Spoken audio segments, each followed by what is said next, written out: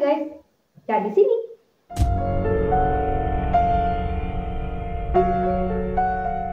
Hai guys, apa kabar kalian semua? Semoga sehat-sehat ya. Udah lama banget nih, gua rasa gua nggak konten lagi gitu dari 2003 terakhir. Ternyata tetap tidak konsisten. Dan sudah ini di 2024 gue bisa konsisten buat temenin kalian lagi di YouTube channel gue. Nah kali ini aku bakal membahas kasus tentang The Puffin Sister. Ini lagi ramai banget dibahas di TikTok, di FYP gue ya. Nggak tahu di FYP kalian ada apa kagak tuh dia si The Puffin Sister ini lewat gitu. Nah sebelum kita lanjut ke videonya, klik dulu tombol subscribe di bawah ini. Jangan lupa like juga video ini kalau kalian suka sama video-video kasus misterius seperti ini. Ya hitung-hitung pahala lah ya di 2024. Subscribe biar pahala gue doain masuk surga. Kita langsung aja ke videonya. Nah kali ini adalah kakak beradik yang memang hidupnya benar-benar kayak cerita di film thriller gitulah. Dan ini tentang kasus. Nah jadi cerita awalnya itu keluarga Puffin ini adalah keluarga yang memang dari awal sebenarnya sudah bermasalah ya guys, keluarga Puffin ini. Christine dan Lee Puffin memang dibesarkan dalam lingkungan keluarga yang memang sudah tidak harmonis gitu. Dimulai dari bapaknya Christine sama Lee ini. Nah, The Puffin Sister ini namanya Christine sama Lee ya, ingetin tuh. Nah, bapaknya ini namanya si Gustav. Nah, dan ibunya bernama Clement. Nah, ayah dan ibunya ini memang sebelum itu memang ini guys, gitu guys, sebelum mereka menikah. Ini dari cerita-cerita tetangga mungkin kali ya. Jadi si Clemens ini rumornya tersebar bahwa dia itu berselingkuh guys dengan bosnya gitu, dengan atasannya. Tapi si Gustav ini nggak percaya awalnya guys. Nah jadi gue ceritain dulu nih gimana kronologinya mereka tetap nikah gitu ya, sampai punya The Puffin Sister ini gitu. Nah setelah lanjut tadi sampai mana? Terus akhirnya si Gustav ini memang nggak percaya gitu, kayak nggak mungkin sih gitu gini gua selingkuh gitu.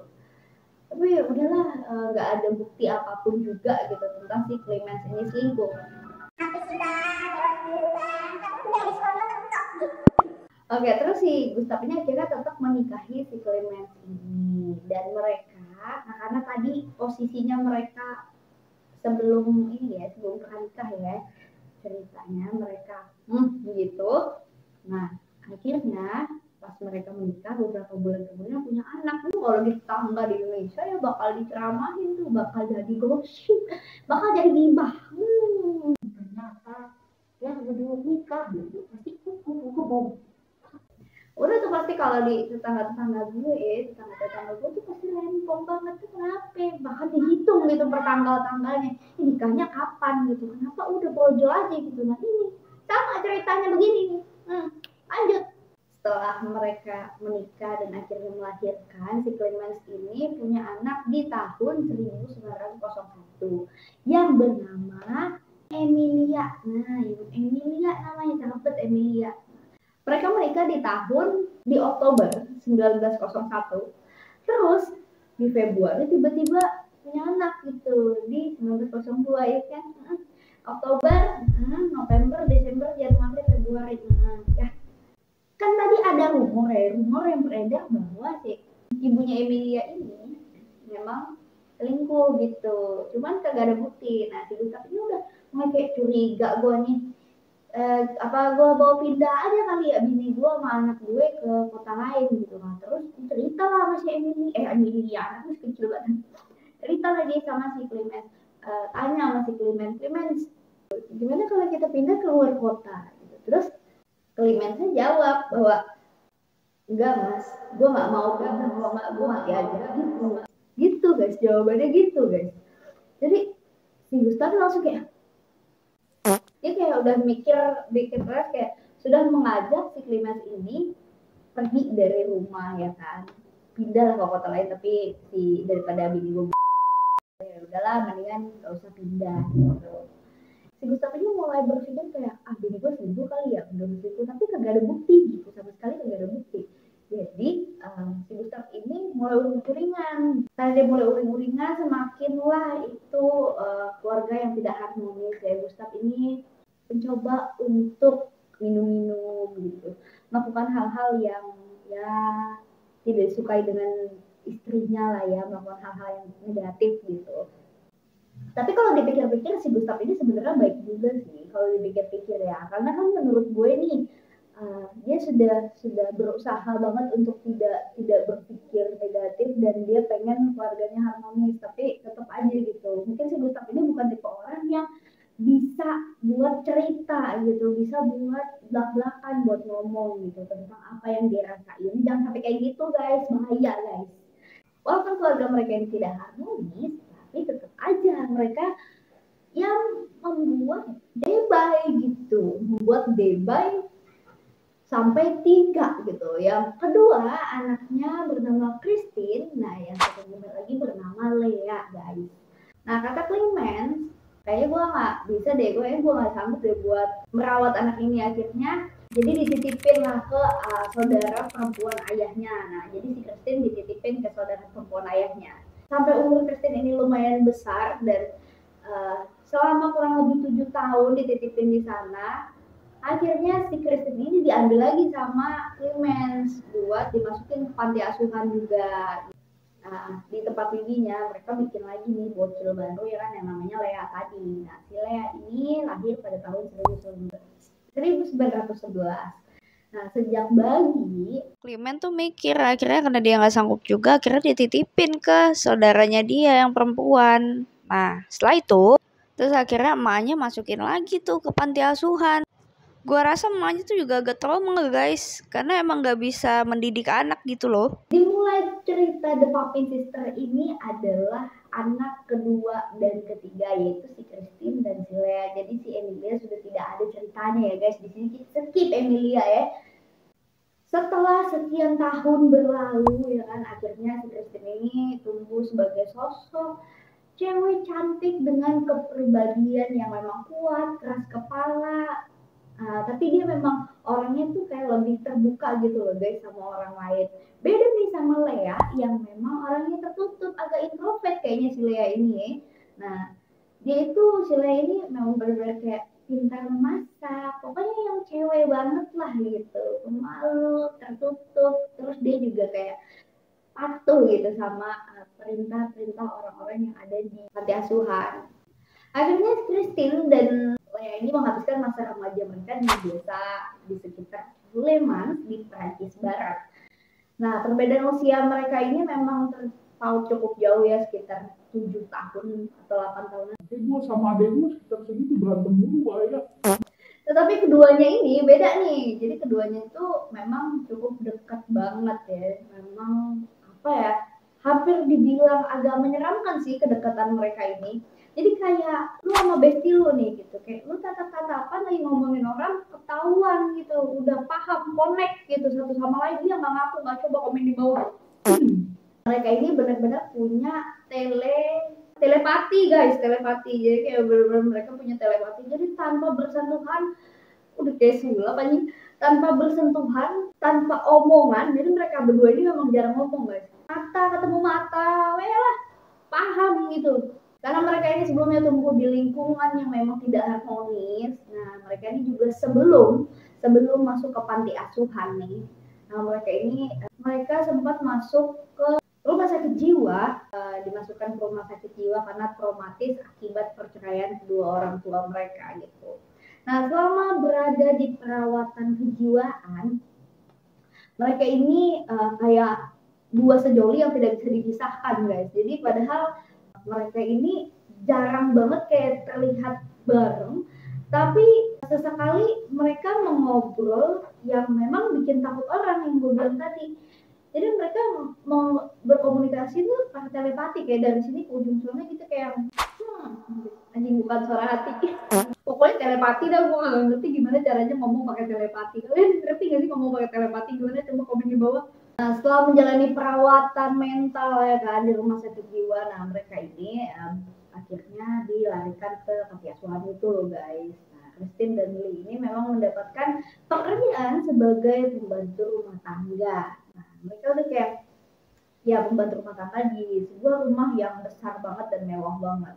Nah, mereka ini awalnya sempat bekerja selama mereka masih di panti asuhan. Nah, sebelum dapat ART, jadi ART ini mereka pindah-pindah guys ceritanya. Mereka kerja itu serabutan, tapi berdua mulu gitu, nggak pernah bisa dipisahin. Mereka selalu bareng dan selalu ngambil job tuh berdua, nggak pernah gila ngambil job. Iya bener, ngambil job itu berdua, nggak pernah kayak nih gue dapet job di sini, satunya dapet job di sini, kagak pernah. Emang posisinya mereka berdua aja gitu kayak kembar dempet tadi. Pokoknya kalau satunya dapat job, satunya harus ikut gitu. Pokoknya begitu aja terus gitu. Akhirnya mereka dapat di salah satu tempat rumah yang besar ini. Nah, jadi mereka memang tidak terpisahkan guys, kakak beradik ini. Nah, pada tahun 1926, si Christine dan Lee ini sudah mendapatkan pekerjaan di rumah mewah tadi. Nah, dengan keluarga Om Rene, yang gue bilangnya sebenarnya namanya Rain Leselin. Gue panggilnya Om Rene aja ya, biar lebih gampang gitu. Jadi dan mereka bekerja di sebuah rumah Om Rene dan nama tantenya istri dari Om Rene itu adalah Leonie gitu. Dan di dalam satu rumah itu jadi ada Om Rene, ada Tante Leonie, ada anaknya nih satu namanya Jenny. Nah terus ada si papi sister ini. Jadi bayang lah guys, jadi ada dua orang pembantu rumah tangga si papi sister ini, Lea sama Christine. Jadi ada berlima tuh dalam satu rumah. Tapi si Tante Leonie ini sebenarnya memang sudah punya anak lagi, tapi nggak tinggal di rumah yang besar ini yang ditinggali sama Christine dan Lea. Bayangin aja Christine dan Lea ini bekerja 14 jam sehari dan memang mereka mendapatkan libur guys, tapi liburnya kayak cuma sehari di hari Minggu dan itu pun dipakai ke gereja. Itu doang. Tapi si Christine sama Lea ini juga emang bener-bener kayak ya udah sih gitu, gak apa-apa, yang penting lu bisa bersama terus gitu sama Lea, atau si Lea ini ngomong sama Christine gitu. Jadi karena mereka juga nggak merasa keberatan dengan bekerja 14 jam sehari, setiap harinya ya 14 jam, jadi ya Om Rene juga kayak ya udahlah, toh mereka juga nggak keberatan gitu. Toh mereka juga santai-santai aja gitu. Yang penting kerjaannya selesai. Nah Om Rene ini mikirnya gitu. Tapi beda sama Tante Leonie guys. Nah Tante Leonie ini agak sedikit menyebalkan gitu. Jadi lu bayangin aja nih, setiap sudu Tante Leonie tiap kali si Christine sama Lea ini ngebersihin rumah, Tante Leonie ini pakai sarung tangan, sarung tangan putih guys, buat kayak ngelap di setiap sudut apakah masih ada yang namanya debu-debu yang ada di samping-samping sudut-sudut lah ya. Ngeri banget sih Tante Leonie ini, agak sedikit ya menurut gua agak over lah ya. Nah akhirnya tapi si Christine sama Lea ini kayak udahlah biarin lah gitu, yang penting dia kerja bener dan dia juga tipe, mereka berdua ini tipe orang yang gak neko-neko gitu, dan tidak ada selama mereka bekerja itu gak ada sama sekali masalah yang mereka lakukan, yang mereka perbuat. Jadi emang tidak ada kerusuhan lah ya di rumah itu, kan aman-aman, tentram-tentram aja nih guys. Pada malam itu, di tanggal 2 Februari 1933, nah posisinya cuaca tuh lagi salju gede banget, dan Tante Leonie ini dan anaknya yang bernama Jenny pulang dari luar. Mereka pulang nih ke rumah. Dia ngeliat rumah itu mati lampu nih guys. Cuman dia nggak heran sih, selama seminggu ini udah 2 kali mati lampu gitu rumahnya dia. Dia tuh pulang tepat pada pukul 5.30. Mereka itu habis berbelanja guys dari minimarket atau supermarket gitu. Nah akhirnya mereka masuk dong ke rumah dengan keadaan gelap dan manggil nih si Christine sama si Lea. Datanglah si Christine, mereka nanya nih, kenapa rumah mati, katanya Tante Leonie kan. Si Christine bilang bahwa ini loh, saya lagi nyetrika baju tapi setrikanya meledak, jadi lampunya konslet gitu, jadi listriknya padam gitu, kata si Christine menjelaskan sama Tante Leonie ya. Tapi Tante Leonie ini kayak udah capek mungkin keluar berbelanja sama anaknya ya kan, dia pulang melihat keadaan rumah kayak gitu, jadi kayak ruwet gitu, pikirannya udah ruwet ya kan.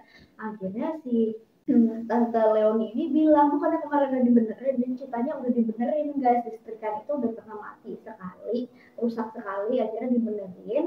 Nah, yang kedua ini rusak lagi ya kan, jadi kayak semacam dia menuduh si Christine ini merusakkan barang gitu. Ya udah, akhirnya si Tante Christine ini ngomel dengan suara yang lantang dan lumayan tinggi banget. Suaranya ngomel ke Christine, dan Christine kali ini tuh kayaknya udah habis sabar guys.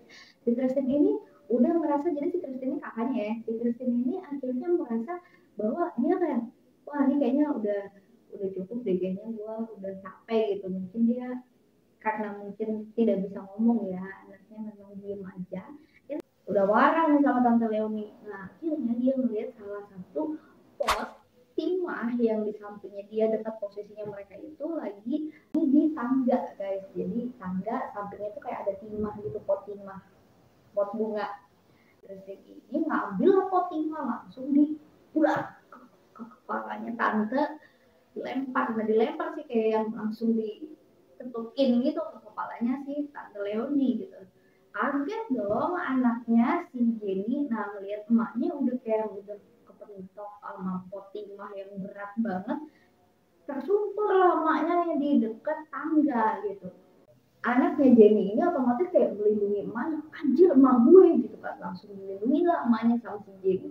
Ngeliat kejadian itu, si Christine ini tuh nggak suka gitu, kayak gue nggak tahu deh perasaan Christine itu kayak apa gitu setelah ngelihat Jenny ini bener-bener ini emaknya gitu, ngelindungin emaknya. Dia nggak suka banget, dan akhirnya si Jenny ini juga kayak membela diri lah ya. Jadi dia mau mukul Christine juga nih, tapi kayak emang benar si Christine ini sigap banget, kayak udah siap lahir batin guys apa yang terjadi gitu. Christine ini juga mukul si Jenny gitu ceritanya guys, karena posisinya memang udah parah banget dan mereka sudah berdarah-darah ya ceritanya. Posisinya habis dipukul pakai pot timah nih dua-duanya ya kan. Nah, si Lea yang tadinya di atas kan dia lagi nyapu nih kan, lagi nyapu ya santai banget lagi nyapu. Tahu-taunya dengar nih suara apaan tuh, ngapa kok ribut banget ya, turun lah si Lea ini, turun dari tangga. Dia tuh posisi lantai 2 ya kan. Habis turun, nah Lea ngeliat tuh posisinya, tapi kayak tidak ada reaksi apapun. Misalnya si Lea tuh, si Christine ini posisinya lagi mencongkel matanya si Jenny gitu, karena posisinya Jenny ini kayak masih bisa melawan gitu loh. Nah itu dia guys. Terus akhirnya si Lea itu disuruh sama Christine, udah sekarang lu congkel matanya Tante Leoni, gila nggak tuh? Ya udah nih si Lea ini tanpa membantah sedikit pun dan tanpa perasaan apapun yang dilihat sama dia udah naik lah, dia cari ke dapur ngambil pisau, terus dia melakukan hal yang sama. Jadi si Christine sama si Tante Leoni, si Lea sama si Christine sama si Jenny, si Lea sama Tante Leoni. Jadi nggak itu aja guys, mereka kayak bener-bener bikin muka mereka tuh sampai nggak kelihatan sama sekali wajahnya tuh kayak apa bentuknya, seburuk itu, bener-bener kayak mereka melakukannya. Christine dan Lea ini memang benar-benar membikin mereka selama setengah jam dipotong-potong, dilakukan suatu hal yang banget sama Tante Leoni dan Jimmy ini. Keduanya terus memukuli dan menusuk-nusuk mayat itu, padahal mereka juga udah mati ya kan. Jadi kayak yang udah brutal aja gitu, ditusuk-tusuk. Seolah nggak puas nih sama apa yang mereka lakukan, mereka berdua ini memotong bagian dan menyayat bokong juga, bahkan kedua pahanya. Sementara itu mukanya pun berdua sudah hampir, aku bilang tadi, nggak dikenali sama sekali. Setelah Christine dan Lea ini kayak udah naik aja ke atas membersihkan diri, tapi mereka keduanya itu nggak kabur nih guys. Mereka berdua tuh nggak kabur, tapi mereka berdua lebih ke kayak ngunciin semua pintu. Mereka kunciin semua pintu, menutup jendela, horden semuanya ditutup. Terus mereka udah naik aja ke atas dengan santai, masuk ke kamar. Ya posisinya mereka bersih-bersih dan mereka nekat ya di dalam kamar berdua gitu ceritanya. beberapa jam kemudian akhirnya Om Rene ini datang. Nah, karena awalnya kayak mungkin si Om Rene ini udah kayak firasat kali ya, ini gue harus pulang aja deh. Padahal sebenarnya si Om Rene ini udah janji gitu sama teman-teman atau sahabat-sahabatnya dia buat makan malam bareng gitu. Nah akhirnya si Om Rene ini pas mau masuk ke rumah, pas baru nyampe depan rumah, mereka Om Rene ini ngeliat bahwa kondisinya pintu sudah terkunci, lampu mati, dan dia juga nggak bawa kunci saat itu. Akhirnya dia nelfon polisinya datang dan mendobrak paksa rumah itu. Dan yang dia lihat di depan pas dobrak rumahnya sudah berantakan, ya bau di mana-mana, sudah tidak kondusif lah ya rumahnya yang dia lihat. Akhirnya si Om Reni ini mikir dong, jangan-jangan The Papin Sister ini juga mati juga gitu. Nah, mulailah si polisi ini disuruh nyari ke kamarnya The Papin Sister. Datanglah polisi ini ngedobrak, jadi kamarnya tuh dikunci sama The Papin Sister guys. Nah, pas didobrak kamarnya, ya udah mereka dalam keadaan tanpa apapun, mereka sedang kayak ngobrol gitu loh guys di atas tempat tidur, kayak tidak merasa apapun, merasa bersalah pun tidak. Jadi pas waktu ditemuin di dobrak itu ada palu yang memang di barang buktinya itu masih ada kayak rambut-rambut dari setelah mereka melakukan hal tersebut gitu. Jadi masih ada ketinggalan rambut dan sisa di palunya mereka. Terus pas ditanyain polisi, benarkah gitu loh mereka ini yang melakukan pembunuhan tersebut, dan mereka kayak iya, mereka pun nggak ngelak, bahkan mereka menceritakan gimana kejadian sebenarnya dari awal. Jadi polisi kayak oh hey, atau polisinya oh hey, jadi kita tidak usah terlalu banyak banyak bekerja ya. Jadi polisinya dengan sangat ya udah yuk ikut ke kantor polisi gitu. Jadi akhirnya dua bersaudara ini, The Papin Sister ini mencetak sejarah kriminologi salah satu pembunuhan paling brutal mengerikan di abad ke-20 di Perancis. Nah gitu cerita tentang The Papin Sister. Gimana guys menurut kalian? Coba komen di bawah, kalian udah pernah nonton filmnya atau kalian udah pernah juga dengar ceritanya nggak? Coba komen di bawah. Kalian juga boleh untuk menambahkan. Mungkin cerita ini kurang lengkap atau apapun, bebas guys, kalian boleh cerita di kolom komentar. Menurut gue ini cerita yang serem banget deh, sampai sebegitunya gitu. Padahal cuma ya mungkin hal sepele, tapi yang lama kelamaan jadi ngebludak gitu. Orang yang benar-benar pendiam tuh bahaya guys menurut gue sebenarnya. Tapi dari cerita ini gue belajar banget bahwa jangan pernah menyepelekan siapapun yang kita hadapi. Dan orang pendiam itu juga bahaya ya guys ternyata. Jadi hargailah siapapun orang yang ngebantu kita dalam proses kehidupan kita guys. Nah ada pesan-pesan juga yang bisa kita ambil dari cerita ini. So gimana pendapat kalian tentang cerita The Papin Sister? Coba komen di bawah dulu. So makasih banyak yang udah nonton, makasih juga yang udah subscribe video ini, dan lupa nonton untuk video selanjutnya. Oke, ciao pamit, bye.